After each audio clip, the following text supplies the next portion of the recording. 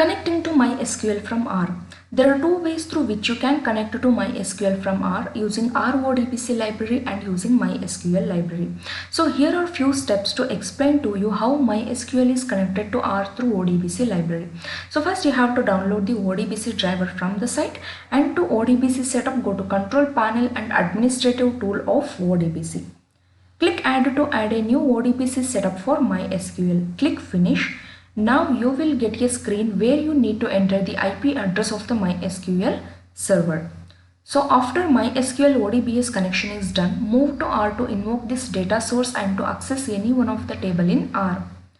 Now load the library RODBC using the library of RODBC command. So once RODBC is installed, connect to the classic models database in the MySQL and test the RODBC library.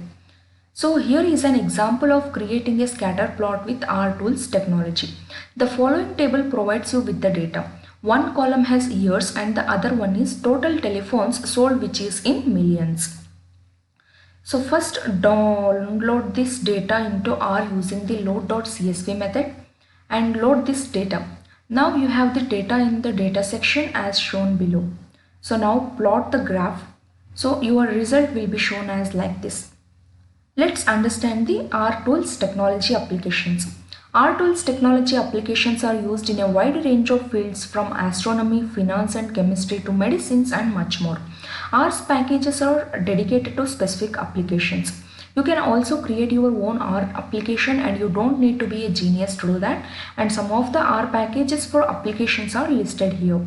For clinical trials, cluster analysis, computational physics, differential equation, environmental studies, finance, genetics, graphical models, graphics and visualization, machine learning, medical imaging, natural language processing and official statistics. So in these fields we can use RTools technologies. R community. R is a global community where a lot of people spend their time and effort to maintain and develop the R language and its environment. This community plays an important role in making R a high quality and transparent software. R community does the following activities. It supports and enhances the R language, enlarge the scope and power of the R language, create new applications in different fields using R, and talk about benefits and advantages of R and provide help of the beginners to start with R. Contributors. R has thousands of contributors from different parts of the world. The heavy lifters of R are the members of the R group. They make changes, fix bugs, test the code, maintain the CRAN and keep it going on all the supported platforms. So which you should choose this technology? There are different versions of R available for every type of user and different type of budget. Select one that fits your need to get better results from R. So in this video you can have a clear idea about RTools technology. It also provides that is the most important platform and development of new statistical methods. It stands ahead of other data analysis tools. If you are a data scientist, then you should definitely learn R like any other language. If you love programming, then you will definitely love working with RTools technology. If you want to become a master of R language, then you need to practice the language after use it for performing important tasks. So this has been a guide to RTools technology, and here we discuss brief applications, special features, installation uses and much more. Now let's understand R programming language. In today's world, it is most important for a business to understand a large amount of data. Using spreadsheets is not the best option for business these days. Here we will discuss much more about R programming language. R is an open source programming language as well as software environment used for statistical analysis, graphical representation and reporting. Ross Ihaka and Robert Gentleman created it, and it is considered as a dialect of the S language. It is used widely by scientists across the world. It makes it easy to analyze the data more effectively and efficiently. R programming language is freely distributed under the GNU General Public License. It works in several operating systems like Unix, Linux, Windows and Mac.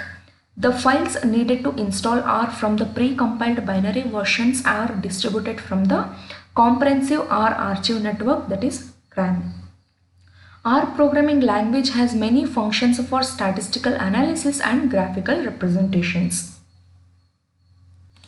Here are some of the benefits. R is free and is the first major advantage.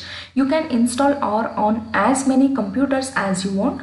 R is easy to collaborate and learn. Anyone can write an add-on package for R and it provides the most advanced analysis, and R has the capacity for reproducible research. As a result of this, project can be repeated easily when any new data is available. So let's understand how to install the R programming language. So follow these simple steps to install R on your computer. So first download the R from the net and open the R file in the downloads folder. So double click the file to open it. This will make you a security warning window. Then click run. So again will take you to window asking whether you want to allow the following program from an unknown publisher to make changes to this computer window. Click yes. The next window will allow you to select the language and click OK. So this opens the setup wizard window. So click next. After this you will get the GNU General Public License. Read it and click next. So in the next window select the destination location. The default location is program files. Select and click next. The next window will allow you to select the components to install. Always tick the core files checkbox and select between 32-bit files or 64-bit files as per your system. Click next. The next window will ask you if you want to customize the startup options. Select no and click next. The next window will help you to select a start menu folder. Then click next. The next window allows you to select additional task. Lets you to create a desktop icon or a quick launch icon. Select both the checkboxes of register entries and select next. So R will get installed. Select the finish button to complete the installation. After R is installed, you can open R using Start menu to all programs to R, or you can also double click on the R shortcut icon on the desktop. The R console will pop up as shown in the picture. R GUI is the short form of R graphical user interface. It is the easiest way to interact with the R language. You can configure some aspects of the R GUI. R GUI configuration editor dialog box is shown in the picture like this. So the R console is the place where you can input commands. Sometimes you will be required to write the command as a script and then run the commands. A script is a separate window where you can type your commands. The picture shows you how to open the script. To run the commands, in the script you can either copy paste the commands into the command window or select the commands you want to run and click the run line or select button. So while typing commands in the console, you can also use previously used commands using the up arrow or down arrow. So how R works? This picture will explain you how workflow of R. So whenever R is running, the variables, functions and others are stored in the memory of the computer in the form of objects with a name. The user can perform various operations on these objects using operators and functions. An R function can be represented as shown in the picture below. The arguments can be objects which are defined by default or specified by the user. The functions are executed through commands entered by the user. The results are then displayed on the screen and stored as an object in the computer memory. Let's understand the basics of R programming language. So here are the basics of R programming language that you need to know to work with R. That is in commands, objects and functions. Whenever you want to interact with R, you can type a command in the console dialog box and press enter. If you have entered any wrong command, then you will get an error message. You can make simple calculations easily using R. You can use all the arithmetic operators in the same way as you used in the other computer applications without the need not to type equals sign. Just press enter and you will get the output. Here is an example for addition. 7 plus 3 and the output prints 10. So in these examples you can find 1 in front of all these answers. This denoted there is only one number in the answer. When there is more than one number in the answer, it will help you to find out the answer within groups. And if a bracket is added, then those calculations are done first. If more than one bracket is added, you can group your brackets using ad infinitum. Then objects. If you want to perform any further calculations using output of a calculation, then you must give a name and order of R to store it an object. Here is an example. So in this example, you called the allocation symbol and assigned to symbol. This symbol asks R to make an object to left into the output to the command on the right. Then functions. R has a large code that will help you to do mathematical calculations, draw a graph and do statistical analysis. These codes are called functions. Each function name ends a pair of brackets, and you can also straight away type the name of function and the name of the object to carry out the operation you need. So here is the example. You can also add an object name to perform the calculation. The value of object answer is taken here for the calculation. Then vectors, matrices and data frames. R is the best solution to handle objects that are the group of numbers or group of characters. So here we can tables that contain a number in some columns and some other data in the columns that are called data frames. So first we have to understand vectors. Let's look at an example to understand what vector is and how it is used in R.